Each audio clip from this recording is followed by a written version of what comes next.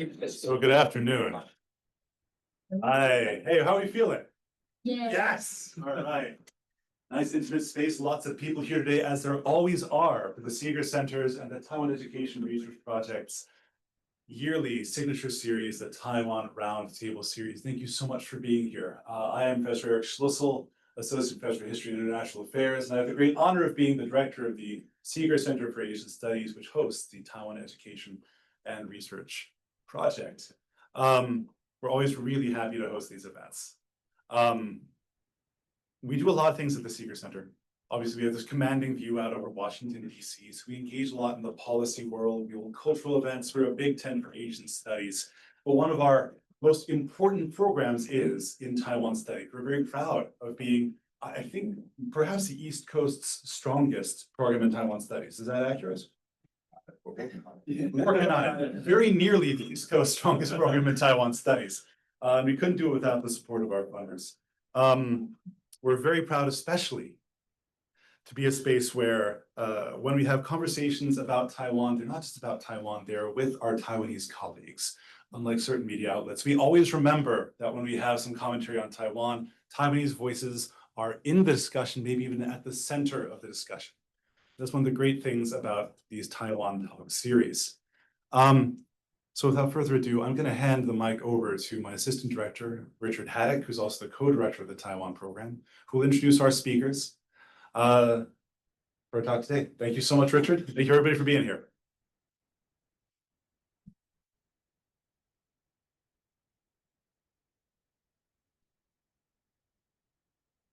Good afternoon, everyone. My name is Richard Haddock. I'm Assistant Director of the Seeger Center for Asian Studies, Co-Director of our Taiwan Education and Research Program. Quick note, if you're in one of the back rows and you see a seat to your right that's empty, go ahead and just slip into that seat just so that if folks come in during the event, they have somewhere quick to sit. So please don't be shy. Go on and slide to a seat to your right if there is someone available. Thank you so much. I come with a background in Taiwan affairs, particularly digital democracy, U.S.-Taiwan relations, and I'm very happy to be part of organizing these regular events that we host at the center.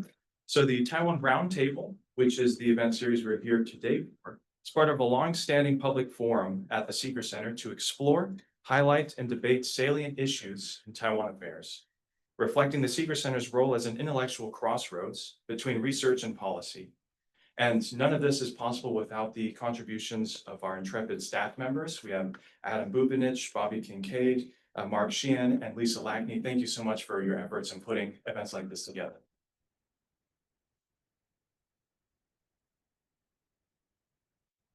So for today's event, in its latest test of democratic resilience, Taiwan recently underwent an unprecedented recall campaign. 31 elected officials nationwide faced recall votes following a year of contentious political debate, institutional paralysis, and even a constitutional crisis that we covered in one of our March Taiwan roundtables.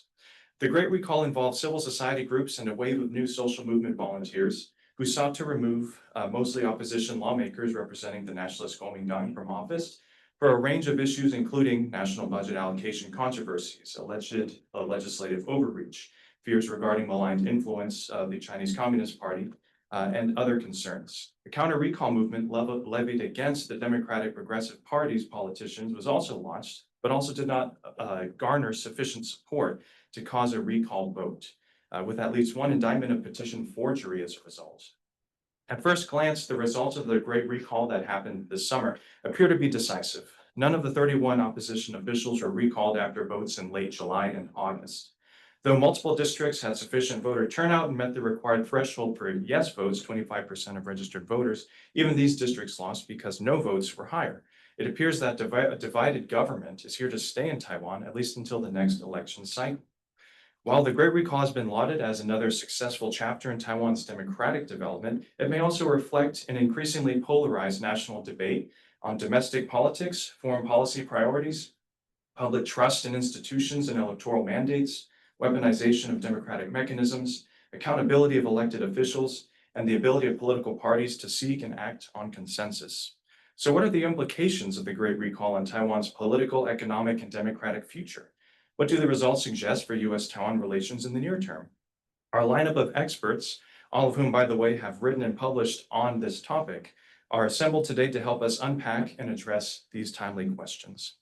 So for the event format, each of our speakers will have about 12 to 15 minutes to present, after which we'll have a chance to converse with you, the audience, and have a moderated Q&A until the end of session. So let me introduce our esteemed speakers today. So first we have Dr. Wei-Ting Yan, who will speak on the topic of the Great Recall as a slow social movement and its implications. Dr. Yan is an assistant research fellow at the Institute of Political Science at Academia Sinica. Previously, she was an assistant professor of the government department at Franklin and Marshall College. She is also a public intellectuals program fellow at the National Committee on U.S.-China Relations. Dr. Yan is a political economist with a focus on governance and welfare state development in Asia. The first research theme studies the micro-level foundation of welfare states and nascent democracies, and pays close attention to the role of economic insecurity. Her second research theme studies political economy at both macro and micro levels of COVID-19 governance in Asia. Dr. Yan holds a PhD in political science from the Ohio State University. Next, we have Yohao Lai, who will speak on the topic of the Great Recall and Taiwan's civic constitutionalism. Yohao Lai is a researcher, practicing lawyer, and think tank fellow specializing in digital rights and democratic governance. He is currently pursuing his doctorate right here at the George Washington University's Law School and serves as the Deputy Director of the Democratic Governance Research Program at the Research Institute for Democracy, Society, and Emerging Technology, a Taiwanese governmental think tank, where his research focuses on AI, digital authoritarianism, and information security in democracies.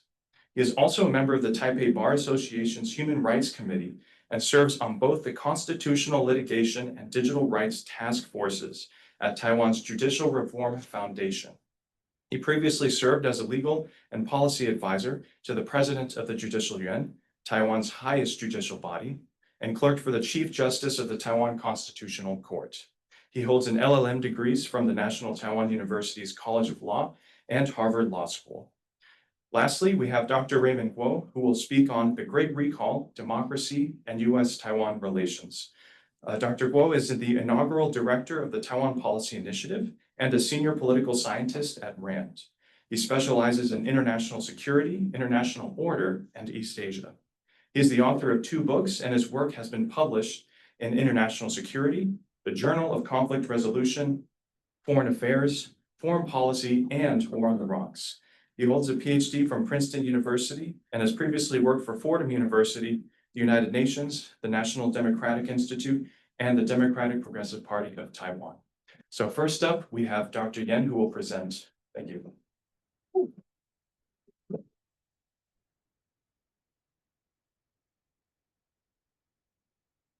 Move it here so I can.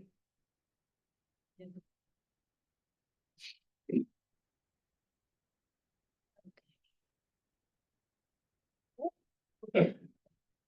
All right, thank you. So good afternoon, everyone. My name is Wei-Ting Yan, and I'm really happy to be here. So I want to first thank you, Eric and Richard, for including me in this event.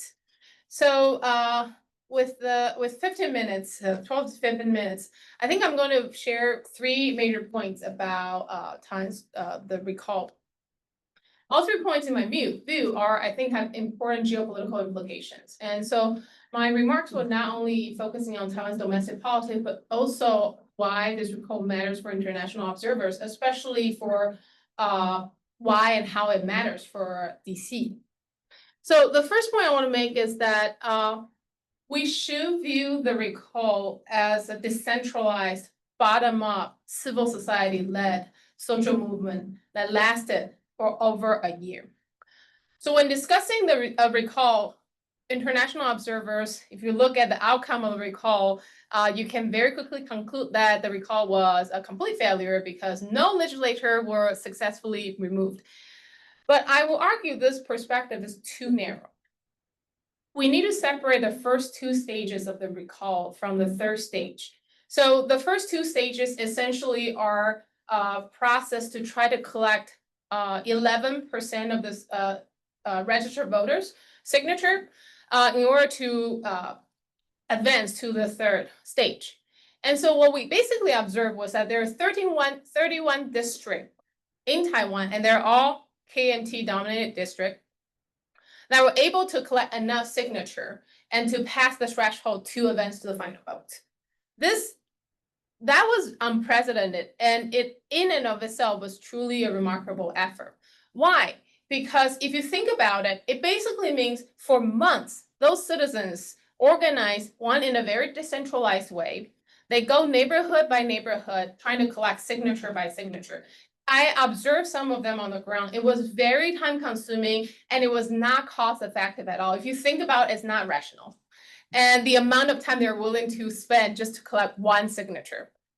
So what we observe is that that was not simply a partisan maneuver. I mean, there are some people are trying to argue that, yeah, the ruling DPP party certainly echoed and facilitated the recall effort, but I think the DPP itself could not have mobilized enough signatures on its own.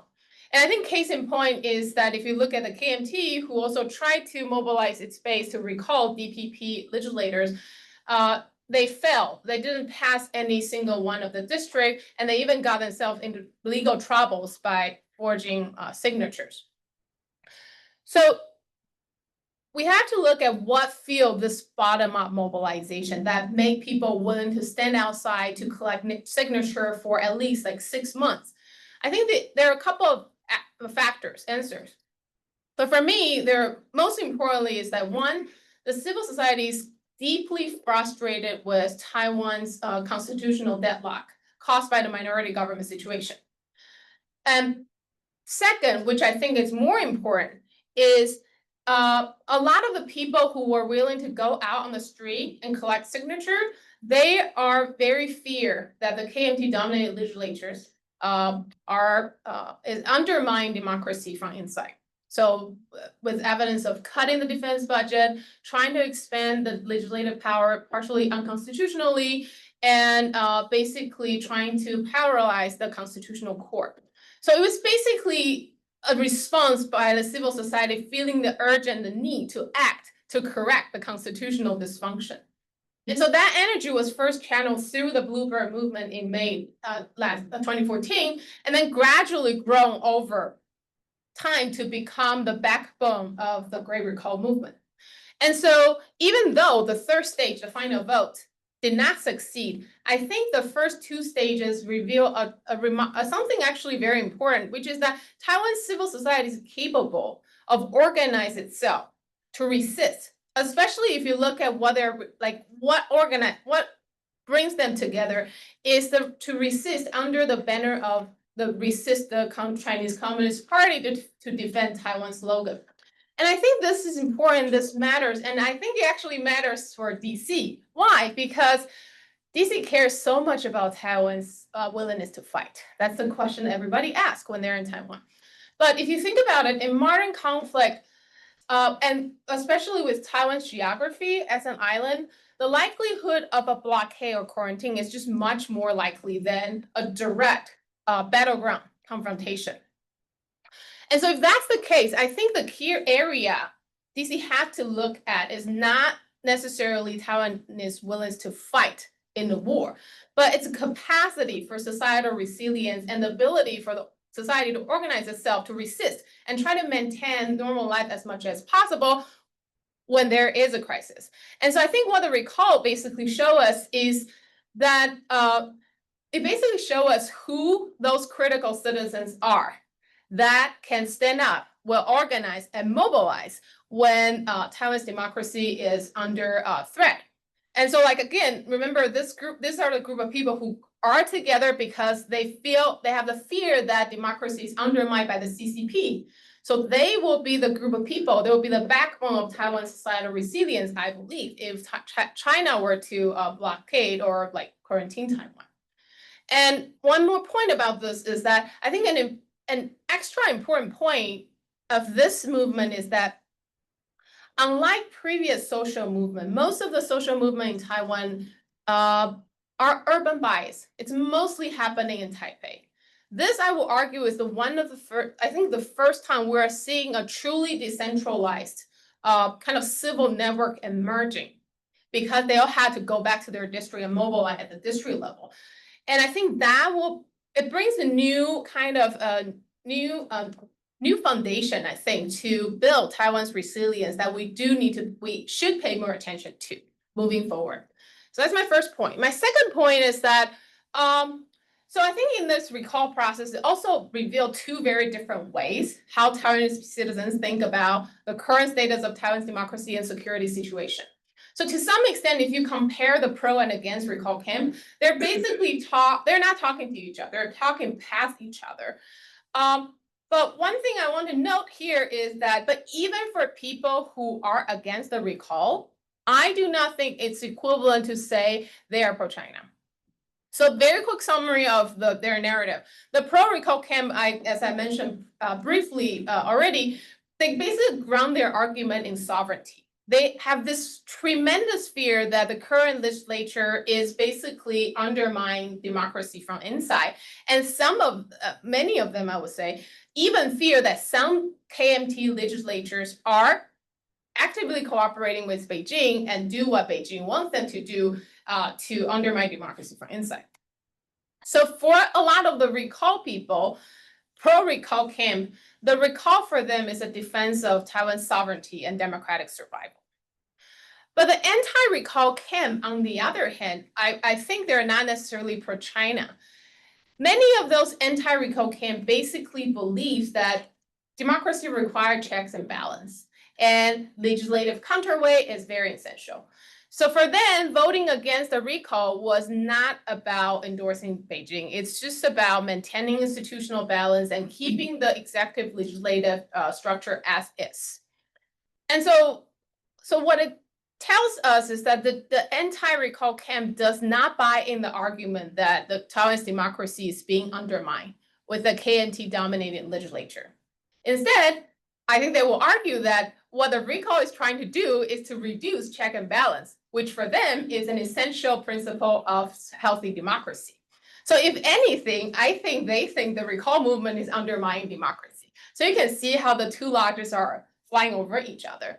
But because the two camps kind of begin from fundamentally different premises, one is sovereignty, one is democratic check and balance. So the meaning of their vote also mean different things. So that's why I think a no vote is not necessarily a no vote for China.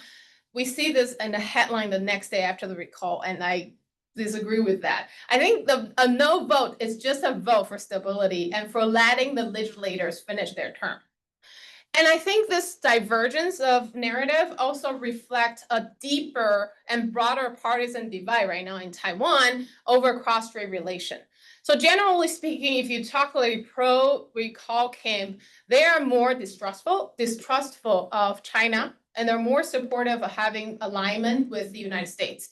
Anti-recall camp voters, they basically have more skepticism toward the US, and they're have slightly more favorable views of China. And so simply put, if you ask me, I would say this two group of people, they basically have very different assessment of what the China risk is right now in Taiwan.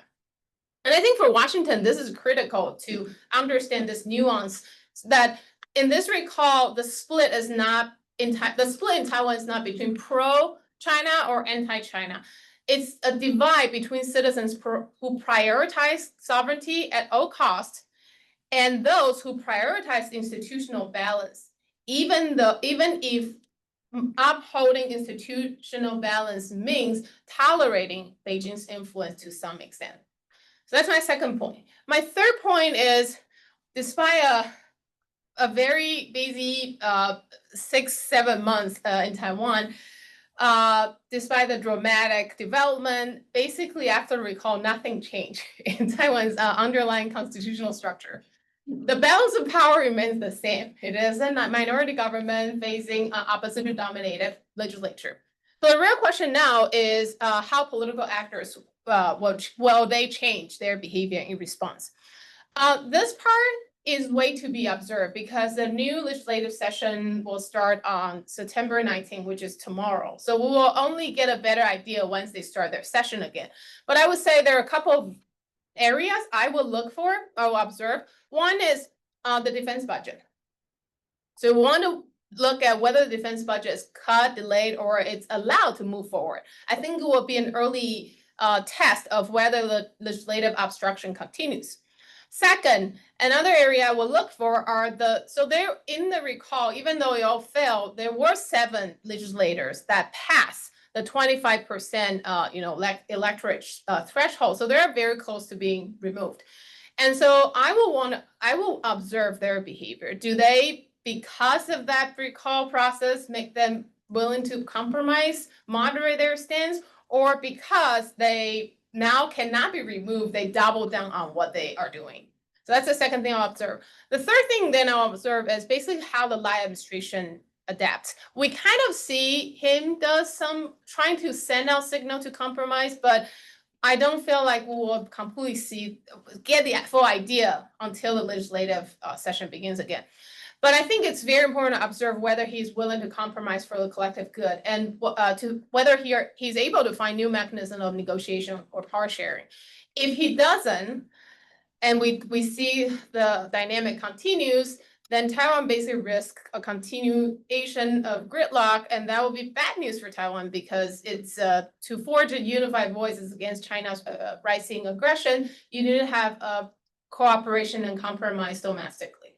All right, so to conclude, I want to very quickly reiterate the 3 points I want to convey. One, I would say the recall is not a total failure. It demonstrates to some extent the strength of Taiwan's civil society, which I think is crucial for societal resilience in times of crisis. Second, I think the recall reflect a divergent narratives within Taiwan's democracy, but it doesn't mean Taiwan's moving toward China. Rather, I think what it shows is that I think it shows is that the complexity of how Taiwanese people now think about sovereignty, balance of power, and democracy. And the last point is, like I said, constitutional gridlock persists, but it remains to be observed if political agents find new ways to do politics. If they don't compromise, then we're going to see the gridlock situation continuing for another 3 years, which I think will be very unfortunate for Taiwan's democratic governance. Okay, I will conclude my remark here. Thank you. Thank you, Wei Ting, for a great starting summary. Yunho, please. Hi, everybody. Thanks for having me here. It's my great pleasure to join this for a conversation, and especially as as part of the GDOT community. Yeah. So after Richard asked me to invite me to be here, I kept thinking how I should talk about this movement, from what angle, from geopolitical angle, or maybe from how the political consequences that follows after this. But I soon noticed that if I want to cover these 2 topics, there are 2 experts that are more capable than me to do that. So after that, I decided to I think the most meaningful way for me to contribute to this issue is to offer more context from the angle of Taiwan's institutional or constitutional framework, and that is also meaningful to me from at the personal level, because I'm also part of the Taiwan's legal community and also civil society. So I wanted to look at the institutional reasons behind a great recall and what it means for Taiwan's constitutional democracy. This is today's goal for me. So let me start with this picture. It basically shows a group of recall volunteers collecting petition signatures right around Lunar New Year. And you can see, interestingly, most of them are women. And this is really unique to me, in the sense that if you put this in the US context, it's pretty much like people giving up their Christmas holidays and giving up their time for family reunion to join a political campaign that doesn't bring them any personal gain. So the question is, so what made them willing to do so? What kind of motivation pushed these ordinary citizens to take action? And more importantly, how they convince enough people to sign and try to remove lawmakers who had only been in office for about a year. So I want to make, in the rest of my talk, I want to make two main points here. First is the recall movement, from my understanding, is a citizen-led movement that leveraged Taiwan's existing direct democracy tools. And second, it was a response to the dysfunctions of current representative government. And further, over the past year, the Great Recall has shown what I understand as the concept or idea of civic constitutionalism. That is a defining feature of Taiwan's constitutional culture. And further, I want to elaborate a little bit more. That means like citizens stepped up through collective action to shape how Taiwan's democracy works and what it means in practice. And further, through these democratic institutions, the Great Recall also helped to release political tensions and kept public debate alive during and after the recall campaigns. I know that we might have different views about this point with me, but we can have more conversation later. Yeah, probably.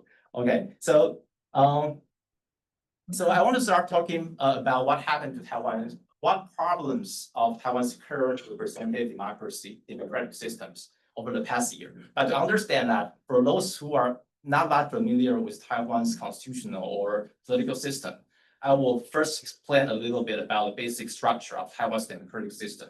So basically, there are three key elements that support Taiwan's democracy. The first is debate and deliberation in the legislature. And the second is the checks and balances between the executive and the legislature.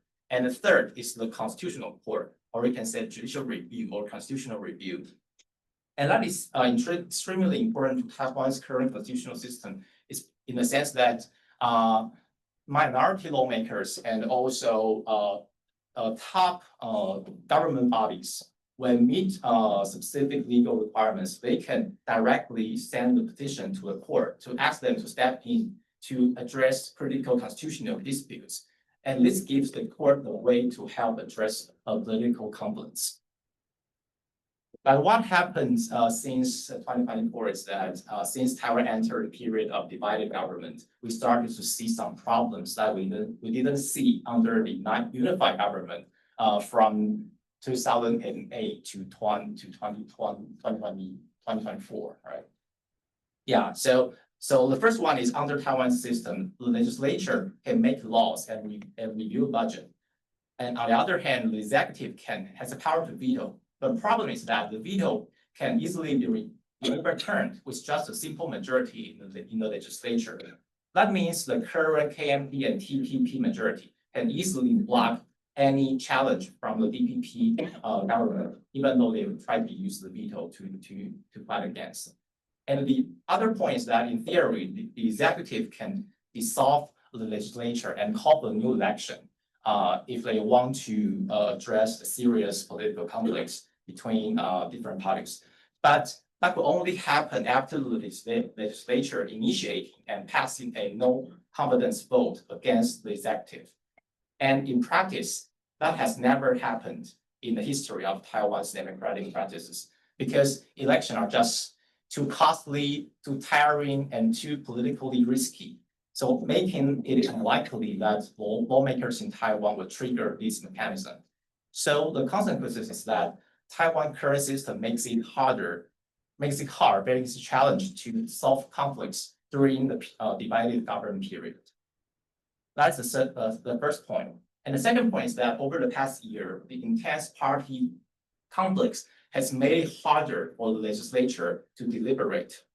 I believe that all parties currently share some responsibility, but the deeper issue I want to highlight here lies in the power shift after the 2024 election.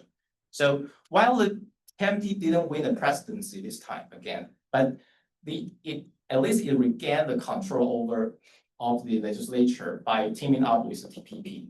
So after that, the opposition then moved aggressively to expand legislative power to challenge the DPP government.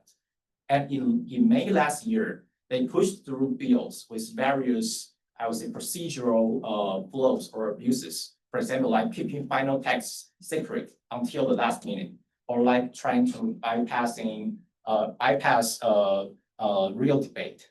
And this is how we witness the emergence of the Bluebird movement, with over 100,000 people protesting under the slogan, "No discussion, no democracy," you can see here.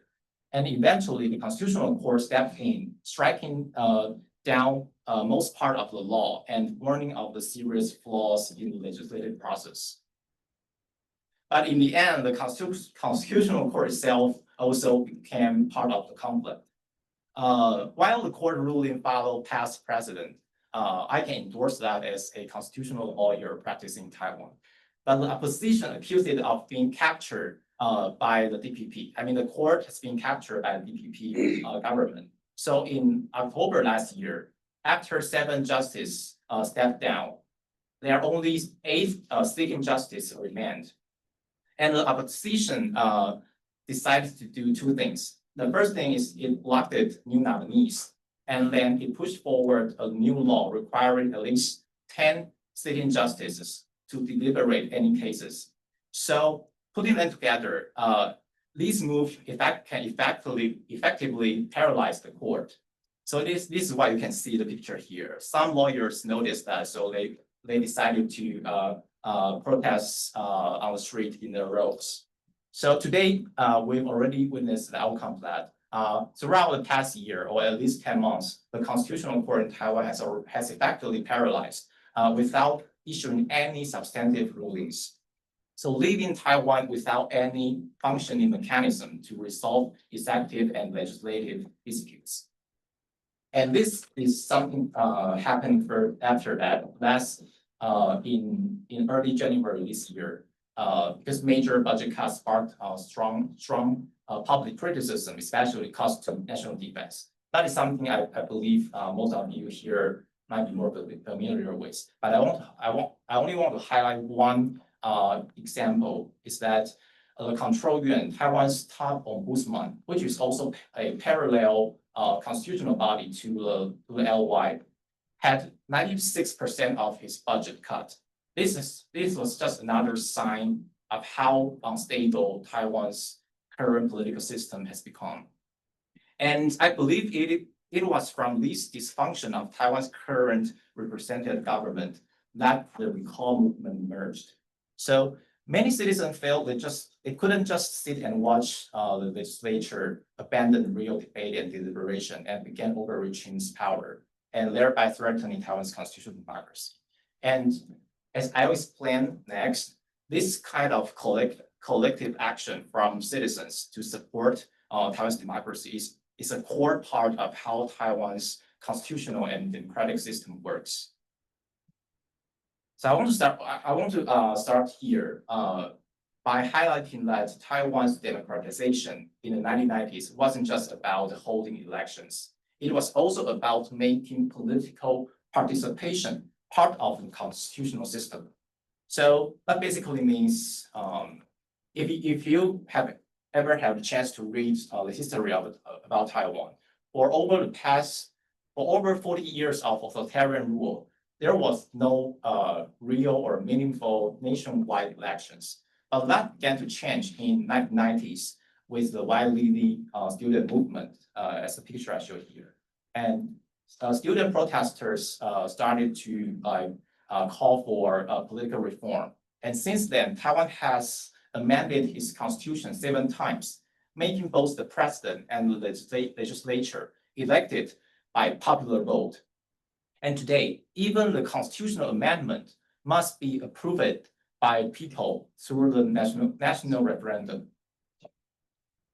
And then, based on this, I'll further argue that when the representative government isn't working well in Taiwan, at this time, a timely citizen engagement has become one of Taiwan's major ways to respond, especially in the face of the threats from China.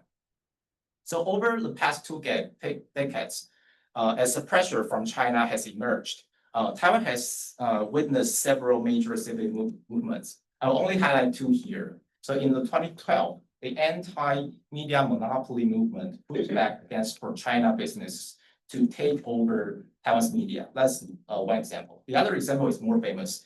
that is in 2014, the Sunflower Movement successfully stopped the government from passing a trade agreement with China.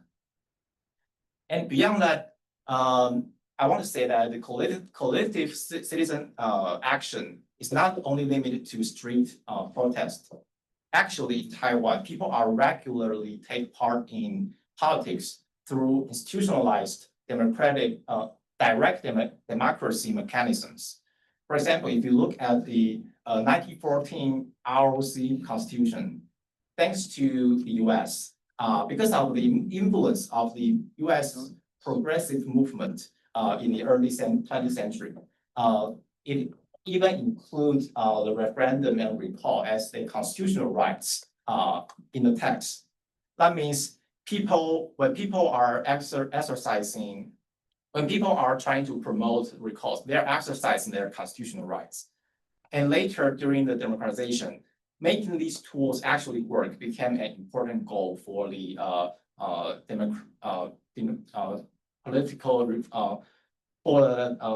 democracy supporters. And in the past 10 years, you can see the referendum and recalls have become a regular part of how Taiwan's democracy functions. So, like, given these institutional and social contexts, I would say the Great Recall reflects Taiwan's tradition of using direct democracy to fix problems in representative government. So you can see from these two pictures, it highlights two different moments throughout this movement. So it began with the Bluebird movement in May, after the legislature passed the unconstitutional law to expand its power.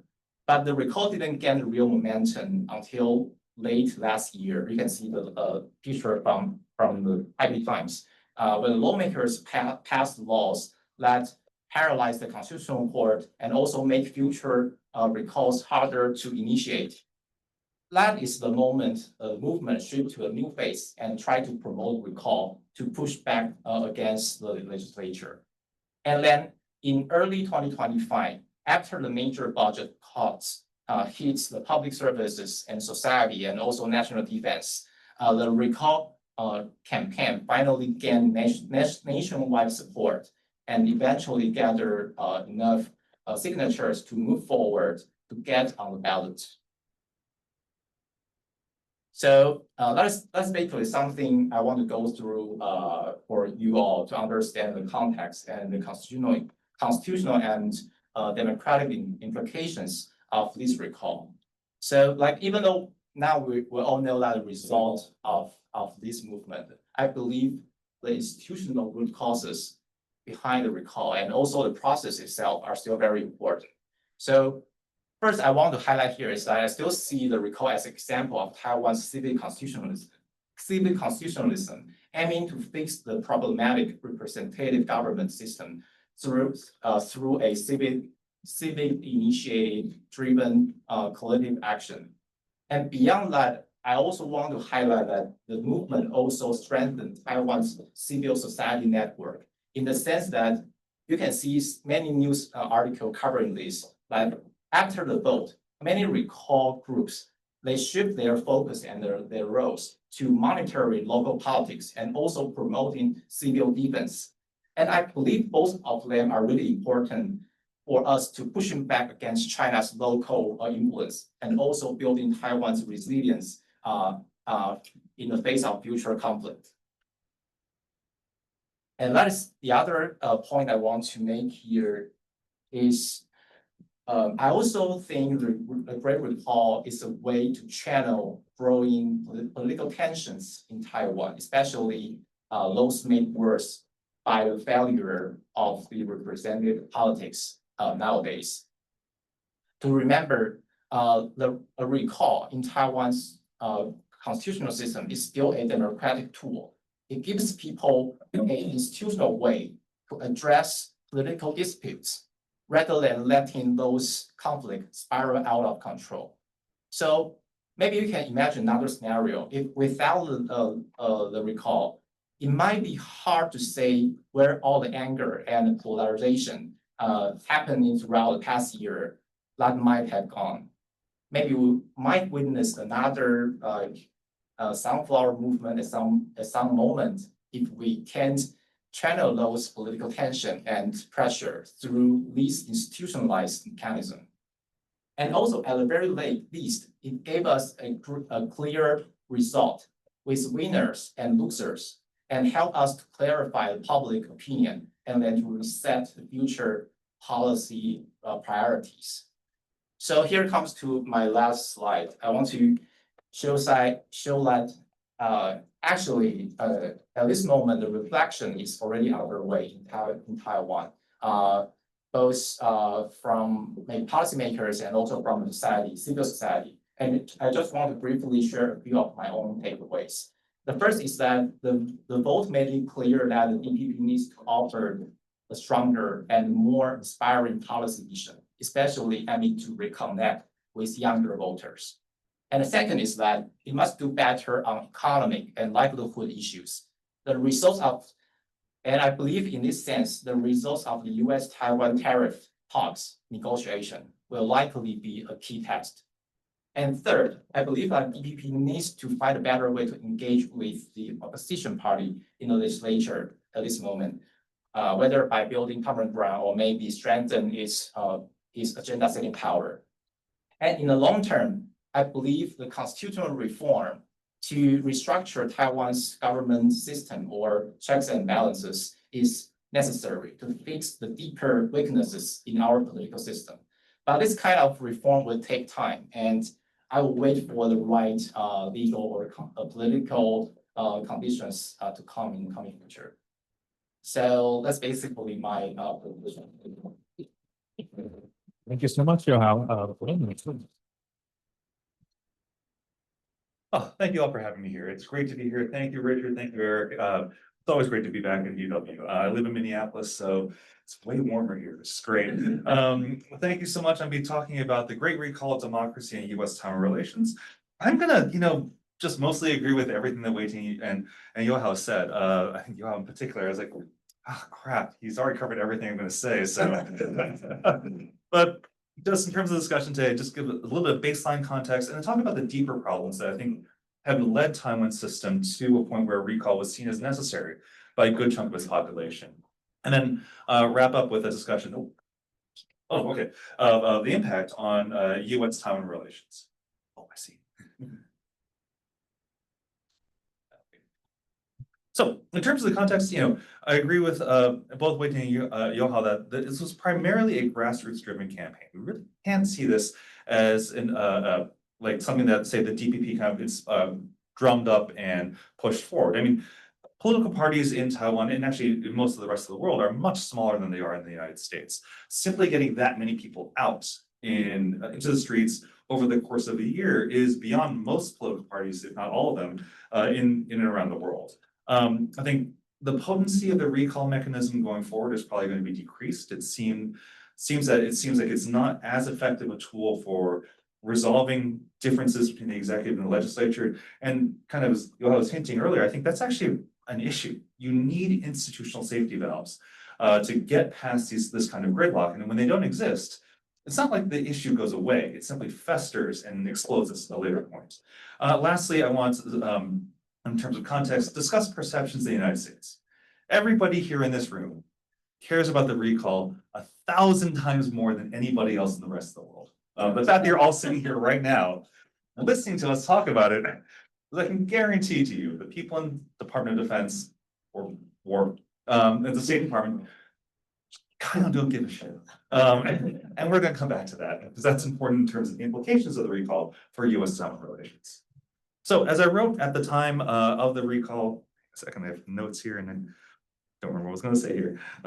As I wrote about at the time of the recall, a lot of this has to do, the reason why Taiwan finds itself in this issue has to do with what Juan Linz in 1994 said were the perils of presidentialism. Now, I used to work in democracy promotion for the National Democratic Institute, specifically in electoral design and political parties. And so after people said, wait, and after I convinced people that I did not work for the CIA, if I did, I'd be paid a lot more. Then the next question is like, oh, so do you just go around telling everybody to just follow the US system? To which our immediate response is, no. Because generally speaking, we tend to think that presidential systems are, they have certain advantages, but they have some really critical weaknesses. And the way to think about that is in contrast to a parliamentary system.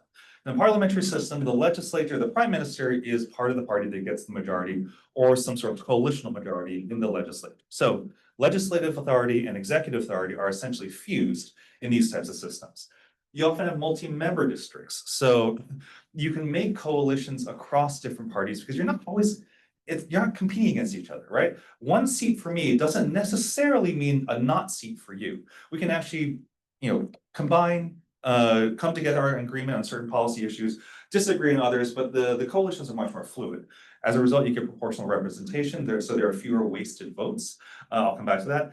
And political support can drive new elections. If the legislature, if the parliament or the prime minister lose sufficient support, call new elections.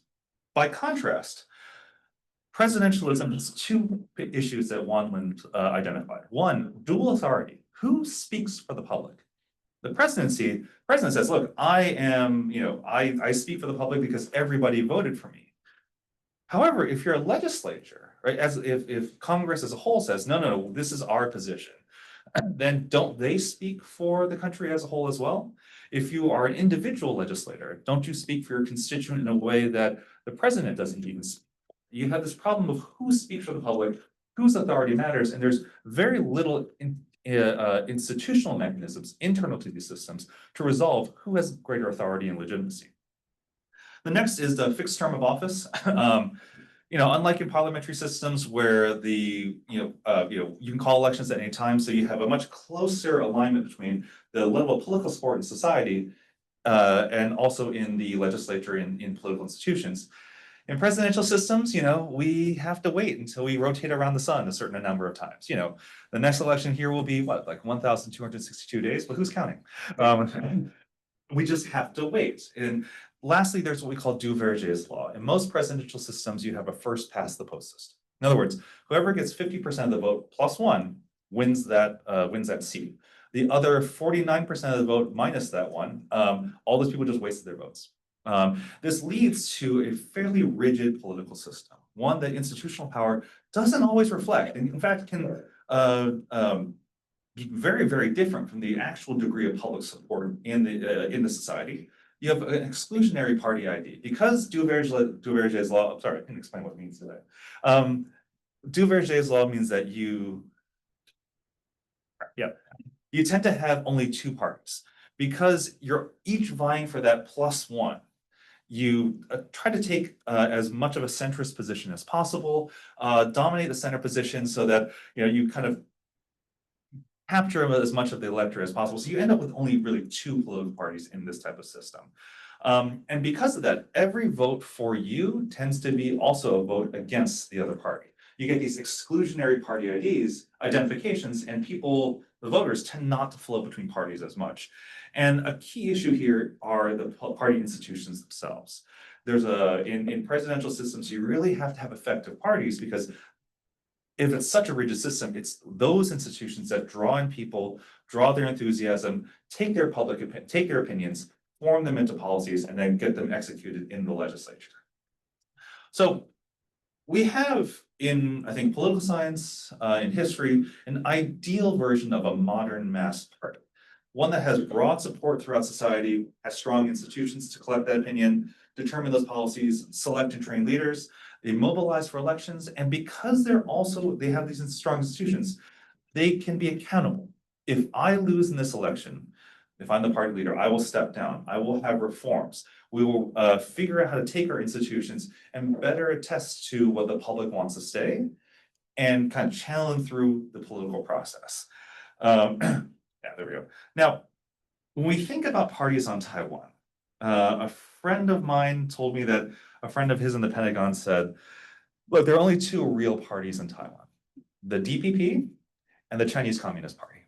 Now, I actually vehemently disagree with the idea, like his implication was you can probably figure it out. I disagree with that. I mean, I think it's not true that and by and large, I think the KMT and the TPP very genuinely have different opinions about the best path for Taiwan going forward. It's not like they're being bought. But I think this guy was kind of right. And think when you think about party institutions from a comparative politics perspective, that the DPP is perhaps the only genuine modern mass party in Taiwan, even though it has fraying internal institutions and has difficulty appealing to younger voters. Skip to the TPP here, it is a populist party with pretty weak institutions. And so, divorced from the populist leader, what does it really offer or have? What insights and policies and public opinions can it channel through its party apparatus to get into the legislature? Now, the KMT is interesting. For me, the KMT feels like a 19th century Chicago-style machine politics. It's a narrow constituency with local strengths, such that, look, you vote for us, and we will take the totality of the national legislature's budget and spend it on your districts. Highly transactional. Tends to work in these kinds of environments because you'll get strong bases of local constituencies and support. Doesn't work as well for a national level appeal because you're appealing to local constituencies. This all drives polarization. All three parties are kind of carving out the electorate, having more limited connections with the voting public. They're not necessarily representing a broadly held position within the nation, but instead, those are the opinions of their narrowing basis of support.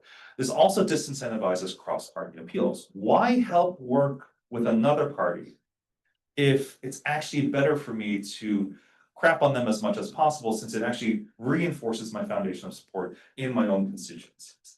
And so as a result, it incentivizes obstructionism and increasing partisanship. And I think we saw that in Taiwan as well, just increasing political hardball. Johan already covered this pretty effectively, so there we go. I'm just gonna skip that. But the key thing here is this. Let me come back to this because I forgot what I was gonna say here. There we go. Democracies require forbearance.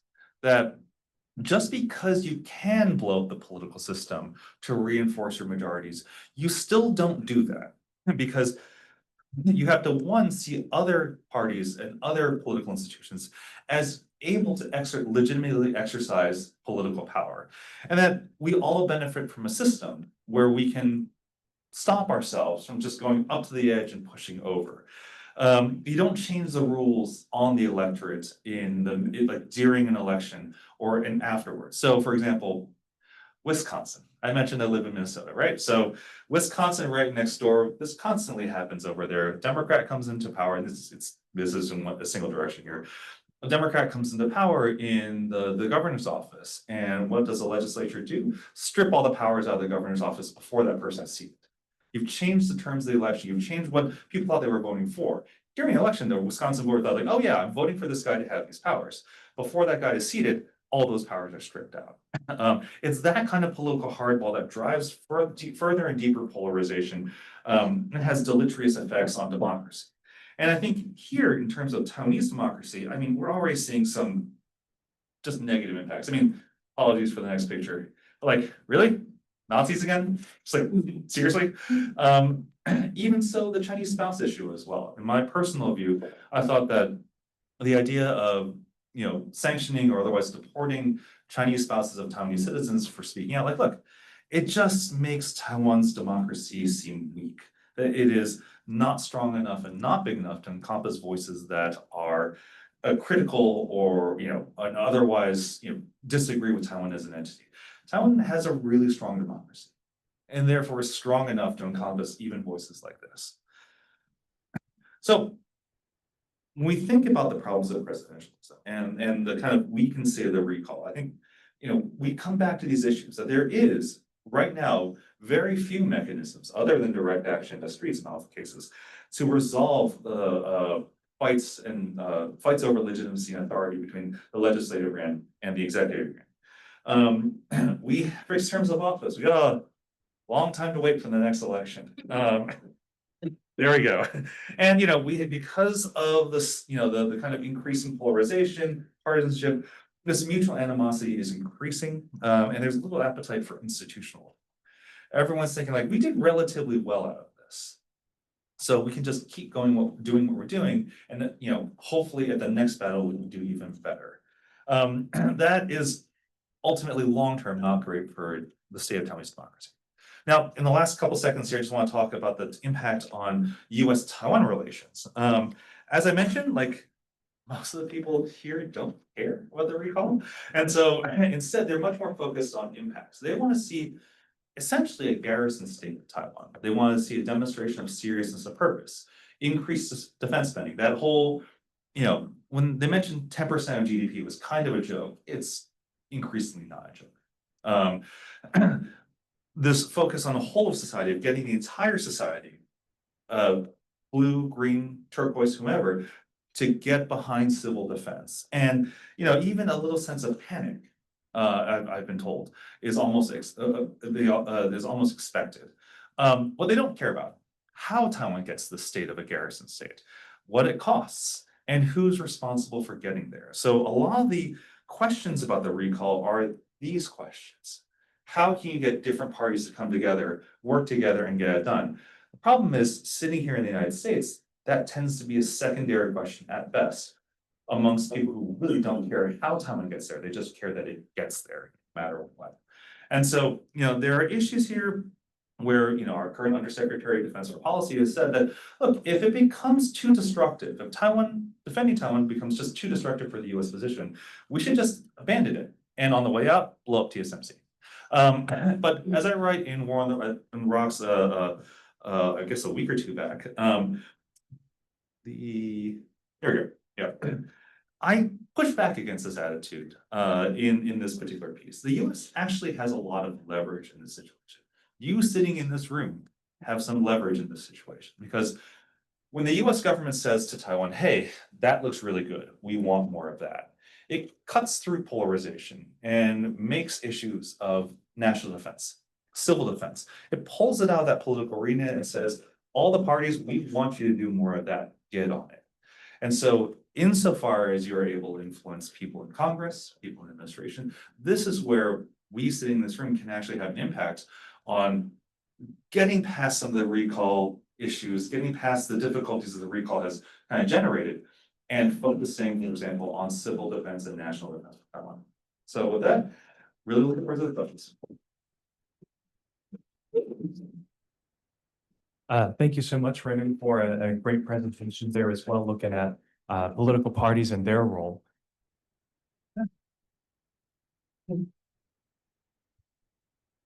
So now we're moving to the Q&A portion of our discussion. And as a tradition here, we would like to first offer the first question to a current student in the audience. So do we have any questions from students, perhaps? And feel free to raise your hands. Yes, in the back there. And if you don't mind first identifying yourself, name and any affiliation. Thank you. Hi, my name is Zhang. I'm from the School of Public Health. Sorry, could you just speak up a little bit? Hi, my name is Zhang. I'm from the School of Public Health here in GW. And I'm also from Taiwan, basically. And my question is, so it's not that common for a democracy to have divided government. So what is actually the underlying problems in the Taiwanese context that cause the dysfunction in the institution compared to other democracies? Anyone want to? Oh, historical answer? Yeah. Open to anyone who wants to comment on that. Then we'll collect some more questions after. You can go. I just thought. Okay, so my quick answer is something I already mentioned in my presentation. I believe that the problem is not divided government, but the current constitutional or institutional design of the Taiwan's political system. It offers little mechanisms or channels to help different branches to settle political conflicts during the divided government period. For example, there's like what I mentioned. There's the veto power, but that is not working during the divided government, because the legislature can overturn the veto with a simple majority in the legislature. That is basically the same as the way they pass the law. So you can see many times, a lot of times, something happened in Taiwan throughout the past years that the KMT and TP majority passed a law, and the executive tried to veto that, and then they send the bill back to the legislature, and then the legislative majority overturned that again with this similar amount of voting. So that is one thing I believe that is the weakness in our institutional design, because before our 7 times of constitutional reform, the design of veto power mechanism used to be different. And I mean, the threshold of overturning the veto is higher.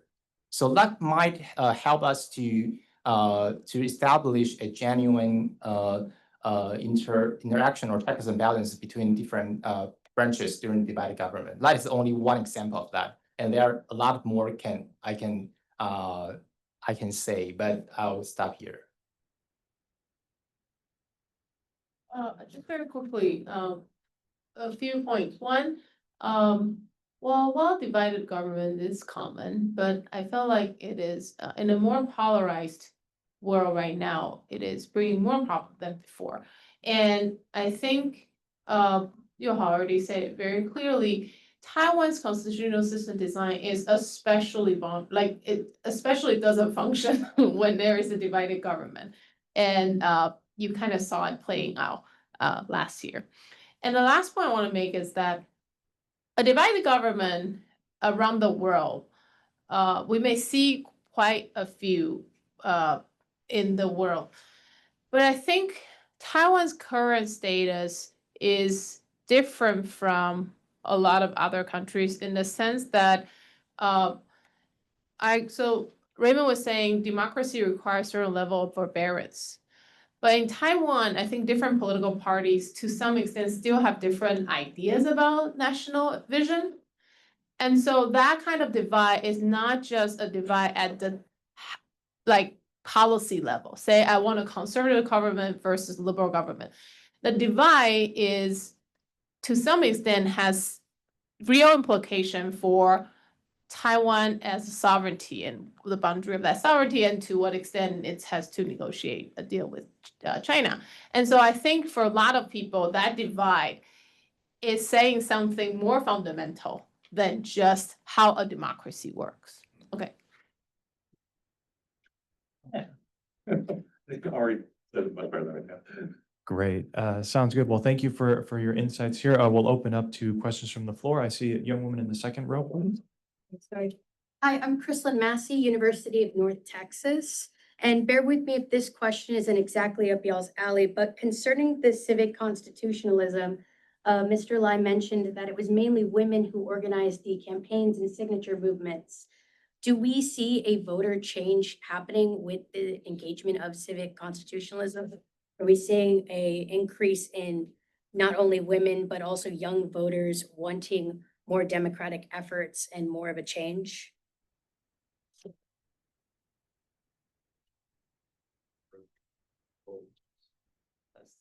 And another election gets on. We're discussing, while this question seems to I have to answer this question, but regarding the voting changes, I don't think I have enough information to cover or to answer that question. So I'll say for help from other panelists here. Let me kind of attack this question a little bit from a slightly different angle, right? Like, I think, Wei-Ting, your point, the very first point you had about the recall campaign as expression of will to fight, not, but like the capacity of the society to organize and resist, I think is very well taken. So drawing from our research on that, one thing that the Kuma Academy and Forward Alliance, these civil defense NGOs, one thing that they note is that, especially for Kuomintang Academy, the majority of people they have coming to sign up are women, not men, because men have already gone through, in many cases, conscription, right? And they actually think that's really, really good, because it's not just that, okay, we're getting the whole of society together to take an interest in our civil defense and the protection of our own country, but we're specifically targeting the people who have not had the opportunity to do that in a systematized institutional format, as such as conscription. Whether or not this is leading to a different type of call for a different type or for more engagement in democracy, I'm not sure. But I will say that I fully agree with Yoha and Wei-Ting that the very fact that the Taiwanese are so politically active and they're seeking multiple ways to engage in their civil society is already a really good sign. To go back to Mr. Zhang's point over there, question about divided government and democracy. I think one thing to keep in mind is that Taiwan's democracy is really, really strong. Aram Her and Andrew Yo, they have a piece on democratic ceilings that said that, look, South Korea had solved its central cleavage in its society, and so its democratic ceiling is higher than Taiwan. To which I said, I'm sorry, did you see the coup last year? Was that last year? Last year, right? Okay. And so, there are questions, there are certainly questions and dangers to Taiwan's democracy, but also I think it's important to think have a thought about, how strong that democracy actually is.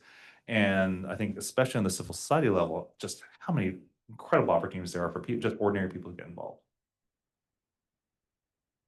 I want to very quickly add one point. There are more females, but whether there are more young people, that's a different question. So my understanding is that there are a lot of female volunteers, but a lot of them are, say, 30 to 40, above 30 years old. And some of them had experiences 10 years ago, in 2014 in the sunflower movement.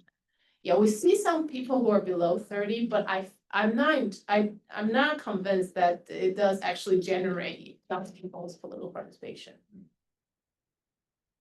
Great, thank you so much. We have other questions. You right there in the back, yeah. Okay, hi, my name's Sunny, from the Jamestown Foundation as a China fellow of China Studies there. So I have two quick questions. The first one is that, so after the so-called, especially from the DPP side, after the failure of the Great Recall, do you anticipate that actually the opposition party like KMT or the PPP are going to have more retaliation against the DPP in the legislative UN, and which will actually perhaps sabotage some of the current policies and further worsen perhaps some national defense discussion? And should the US government be worried about the ongoing dynamics or the incoming dynamics in the LY after the outcome of the recall? And secondly, is more like, so how would you actually interpret the so-called failure of the Great Recall, especially from the DPP side, right? Because some people, especially international media, might claim the failure of the Great Recall means that actually Taiwanese people, they are now more pro-China. They don't give a shit about the national security of Taiwan. So that's why they veto the Great Recall. But I believe there are perhaps more complex reasons, right, behind the outcome of the current result of the Great Recall. So I'm just curious, from your understanding, how should one objectively interpret the outcome of the Great Recall? Thank you.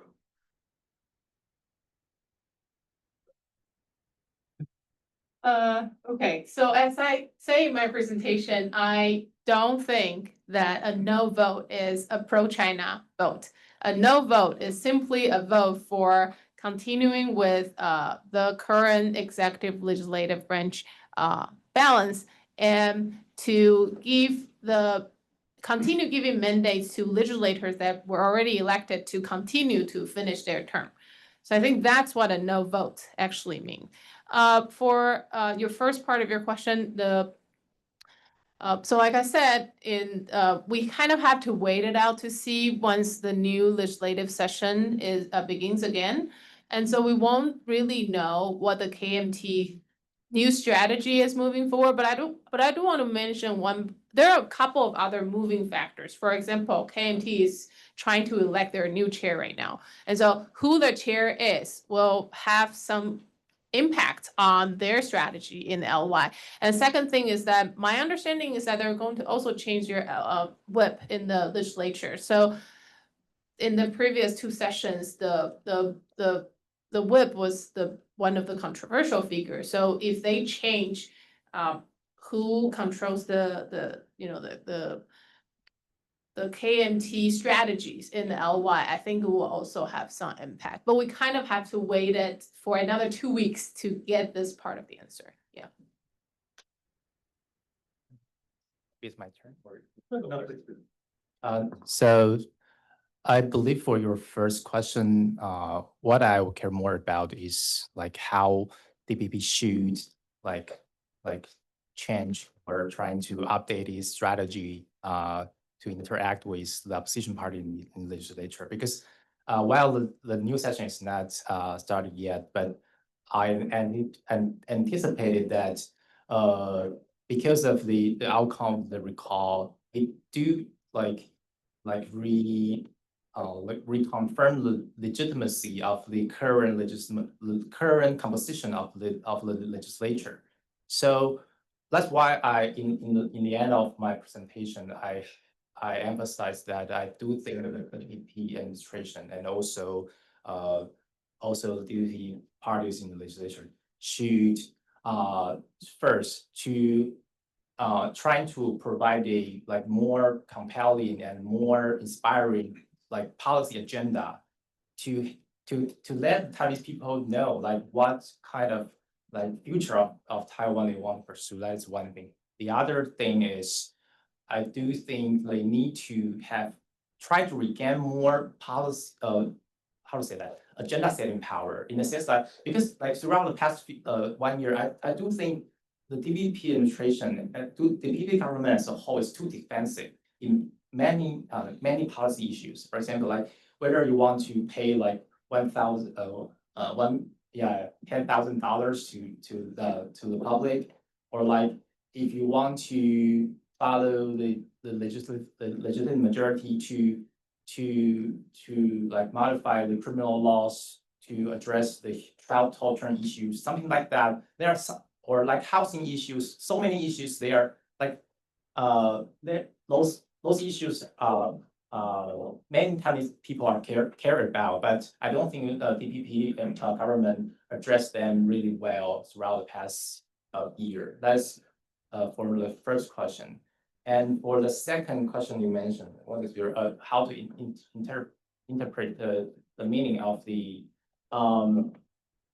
I believe here the important thing is somebody might say that 抗中保台 in Mandarin, resist China and protect Taiwan democracy is no longer a good claim, or it's no longer attracting to many people in Taiwan nowadays. But I don't think that is the case, because from some preliminary studies from Taiwanese sociologists or even political scientists, we do see actually the recall campaign do motivate some ROCers or those who support more ROC ideologies, but they are not willing to cooperate with DPP camp or independence camp. So that's why they are I remember they are 6 or 7% of this camp. They came out to vote yes to support the recall. So the real problem is this momentum is strong enough to bring the recall to the ballot box, but it's not strong enough to pass it. And if so here the real challenge is how the DPP or how this can gain or win more support from other people who care more about the economic or livelihood issues, or even younger generation who see the DPP as a establishment. It's more corrupted because they're already in power for around 10 years. So while they might do many good things, but there are some burdens happening throughout through the past 10 years, that make the younger generation see them as something they need to against rather than support. So how to widen the support is the key issue. But I don't think the 抗中保台 this term is not working anymore. Just very quickly on the Sunny, thanks for the question. I think, in the immediate aftermath of the recall result, I heard, rumors, people saying like, yeah, going from complete moderation, it was a shock to everybody, to scorched earth. So I think I agree with Waiting. Is like we're gonna have to wait and see. How to interpret the recall failure, especially if there's a sentiment of like being pro-China. I think one thing that's important to keep in mind is that public opinion polling in Taiwan regularly shows that about 2/3 say that if something were to happen, that they would support the government / fight. The comparable number in the UK is 35% say that there may be some circumstances in which they would fight for the UK. A full 48% say under no circumstances would I fight for the UK. Just to give a sense of the kind of difference here. And when we think about even inter-Asian, whatever, you think about South Korea. We in the United States tend to think of, we call them the rocks, right? We think like, man, these guys are on our side. They put a lot towards their own defense and national security. Support for conscription in Taiwan is actually higher than it is in South Korea, including amongst the cohort that can be conscripted. And so I would agree that I don't view the recall as determinative of like, oh, the Taiwanese are turning pro-China. I think this isn't, as Wei Ting has said, it's an orthogonal question. They're expressing something else. Cool. Great, thanks so much. We have a sudden burst of questions here. We've got about 5 to 6 minutes left before we conclude, so I'm just going to take a couple of questions and we'll do a round robin here. Gentleman in the back with the green polo. So, hi, my name is Darren. I'm a MAIA student here at the Elliott School, and obviously been talking a lot about the domestic politics of Taiwan. I mean, naturally, it's relevant here. I was wondering, how has China, the mainland, responded to these initiatives? Have there been any particular lessons? Have they been trying to impose particular pressures upon the aftermath of the Great Recall? And are there new challenges that the post-recall environment of Taiwan should be taking into account? Thank you. We'll take 2 more questions here. Evan, please. Actually, this is just a very quick reflection of what Raymond just said. Oh, sorry, could you just keep it to a question just so we And can, then if it's a question, must be a question, okay, we can chat afterwards. Thank you. Sorry about that. So on the left. Hi, I'm Douglas. I'm an SPS student here at the Elliott School. I'm wondering, given the situation in the legislative UN where neither the KMT nor the DPP have majority and the road to majority runs to the TPP, what policies, if any, could the Democratic Progressive Party use to break the incentive system and form some kind of like green turquoise coalition with the TPP? Is that a possibility? Thank you. And then last question right here in the center. Thank you. Hi, my name is Michele. I'm a student at Florida International University, and I'm an intern at the Washington International Trade Association. And my question was on the topic that all of you had kind of touched on, which was that the recall was kind of a method for civil society frustration to kind of let some steam out. I think I really like the way you put it, Dr. Guo, as like a safety valve almost. My question was regarding that frustration, civil society after this recall, given that there were little tangible results. Is civil society frustration increasing, decreasing, or has it stagnated? Wonderful. So we have reactions from China. We have new options for political coalitions. And we have lastly about, I'm sorry, you just said it, but yeah, right, civil society attitudes and reactions.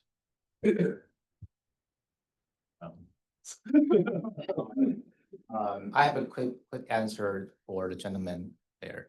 So I do think you can witness some like information manipulation efforts from China throughout the recall movement. And if you want to know more about it, you can try to find a organization called FactLink.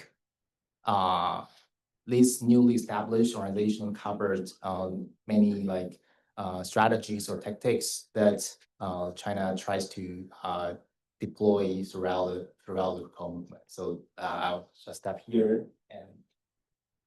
Okay, thank you. So how China react, I think China is happy. Well, because China only wants to deal with the KMT, so the fact that the KMT still remains majority, I don't see why China is unhappy. And they also have more talking point to basically to argue that the DPP administration is not competent, so there should be a party turnover in the next election. For what DPP can do to break the dynamic, what policy they should and can do, that is a great question. I have the same question for them too. But one thing I can say is that the current administration has been very, like Yohao was saying, they're losing agenda setting power. They're constantly being like chasing basically whatever the KMT is saying. And you don't win people's support this way when you're just reactive. You have to be proactive. And there are certain policy that I think the current the administration can and should do that kind of, for example, matches his like medical background. They're like, that can help with like, say, national health insurance reform. So he needs some kind of policy that can get him the agenda setting power and get the ball rolling, get the ball back to his hand. And he's not doing that right now. And we'll wait and see if they have a different strategy in the new session. The last question about civil society, it's also a great question. And I think if you know something, if we view this as like I said, like a slow form of social movement, then it is very important that people who participate in the movement do not come out feel resentful or cynical toward politics. And I think that is the most important thing right now. I haven't tracked like where things are, but I think there are groups in the society or even in the party are very aware that they need to communicate with the civil group so they feel like they still have advocacy to want to engage in politics in the future. So I think as long as we have that energy and they feel still hopeful, don't lose that energy, don't become cynical, don't become apolitical, I think then it will still be good. Yeah. So yeah, I'm gonna definitely check out FactLink. Doublethink Labs as well. They do a lot of work here. They're actually here right now. Yeah, they're meeting at Rand tomorrow. I can see all this. You're all not invited. I can't teach all that. But I don't know how long they're here for, but if you can reach out to like TDCAT, he's here somewhere. And yeah, great question, Douglas, on how to wedge the TKMT or TPP. I'm not sure there is. I mean, I think for me, the bigger question is what happens in next year's local elections, especially with Coenza not on the ballot anywhere. I think, can the TPP really sustain itself as a party? This is their time to demonstrate that they can actually be a party. And if they're not able to do that, if they win only a handful of seats, they might actually be done as a political force. I mean, look, we have these bubble parties all the time, right? Like in Taiwanese politics, they could just be the latest manifestation of that. And so I would really look at the next year's elections to see how far that goes, and then what the opportunities are for wedging. So in the aftermath of 2008 election, 2008, Obama? 2008, right? Yeah. Yeah. So one of the things I think was most disappointing was the fact that you had all this really impressive grassroots organizing that ultimately didn't go anywhere. Right, it wasn't folded into the institutions within the Democratic Party. One thing I think the DPP has done fairly effectively is that in the wake of the Sunflower Movement, yes, other parties kind of came up and grew up, but they also, Michaela, to your point, like they also, worked really well to incorporate that new energy into their organization. I hope that they can do a similar sort of thing with the range of civil society organizations that came up, because look, these are motivated individuals who are literally standing out in the rain for a year. You get on that. I mean, like, that's great. That's your party worker right there. That's your future leader right there. That's the people who are willing to put themselves out there. And even if, yes, there are difficulties in terms of youth appeal, some of them got to be young, right? You train them, you cultivate them, you give them the resources.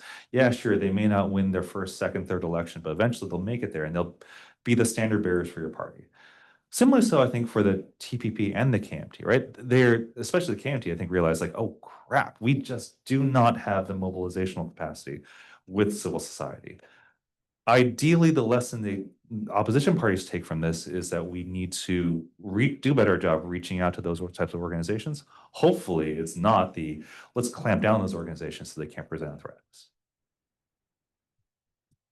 Right. Well, that has been an extremely energizing conversation about the great recalls. Please join me in thanking our speakers for today. Just a couple notes. I'm very appreciative, Yoho, that you also mentioned the FactLink report. It's pretty recent, and if for those interested in how AI technologies were also leveraged in the information integrity ecosystem in Taiwan, that's a great resource. And for thank you also to our students here who have asked extremely insightful and salient questions. For those interested in MA and Asian Studies, we actually have some flyers out here that we'd love to pass along your way if you're interested, as well as our fall events lineup at the Seeger Center. If you like this event, we hope to see you at more like it. Thanks again. Please join us to chat with our speakers here and have a great day.